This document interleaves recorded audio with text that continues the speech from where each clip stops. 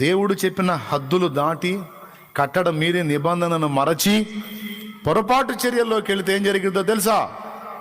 దావీదుకు బలమునిచ్చినటువంటి ఆత్మను దేవుడు తీసేస్తాడు. సౌలుకి ఆగతే పట్టింది. మీకు తెలుసా, పరిశుద్ధాత్మ సౌలు మీద నిలిచి ఉన్నంత వరకు సౌలుకు ఓటమి లేదు. సౌలు ఎప్పుడైతే పరిశుద్ధాత్మని, దేవుని ఆత్మను కోల్పోయాడో ఆ తర్వాత ఫిలిస్తీన్ల చేతుల్లో చచ్చిపోయాడు సౌలు. ఆనాటి భక్తులకైనా ఈనాటి భక్తులకైనా నీకైనా నాకైనా శక్తి రహస్యం పరిశుద్ధాత్ముడే. ఎవరు?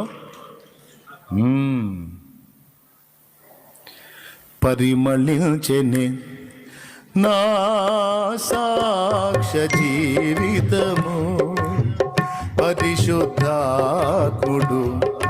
నన్ను